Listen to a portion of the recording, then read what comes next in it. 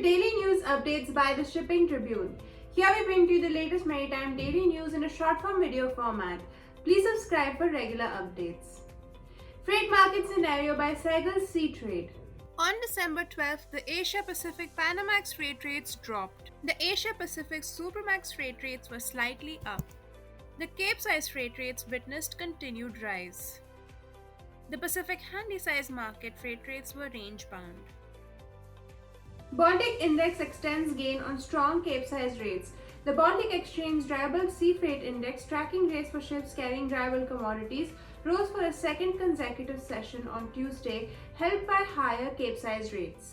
The overall index, which factors in rates for Capesize, Panamax and Supramax shipping vessels, added 42 points or 1.7% to 2,551. The Capesize index was up 194 points or 4.4% to 4,592.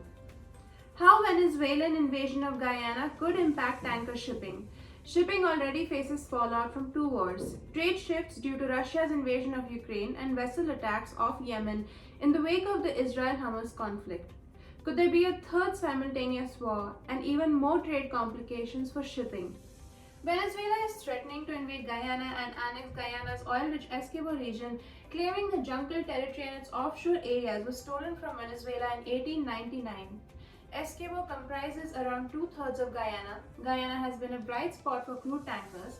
Since offshore production began in 2019, crude exports have risen to 400,000 barrels per day, with projections for volumes to double by the end of 2025 and top 1 million barrels per day by 2027. An invasion of Guyana by Venezuela would be a double negative for mainstream tanker demand.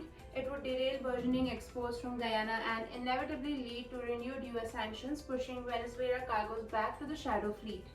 The caveat is that Venezuelan and Guyanese exports are much less important to crude tanker demand than US and Brazilian exports, so downside would be limited. The potential shipping impact of a third simultaneous war would be much less significant than the consequences of the first two. Before we move on to the rest of the news updates, I would like to inform you that the 10th India Tanker Shipping and Trade Summit is being organized on 9th of February 2024 in Mumbai, and the venue will have limited seating capacity. So we request you to reserve your seat as soon as possible. Registrations will be done on a first-come, first-served basis. Asia fuel oil VLSFO dips while HSFO steadies. The very low sulfur fuel oil market in Asia softened on Tuesday as more arbitrage supplies are expected to arrive at the Singapore hub, while high sulfur fuel oil was little changed despite some active spot trading.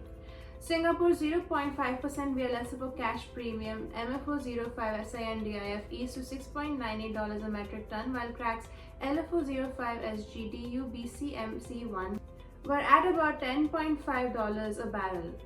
Total fuel oil supplies to Asia are pegged between 5.5 million tons to 6 million tons for December, higher compared with November based on assessments by LSEG Oil Research this week.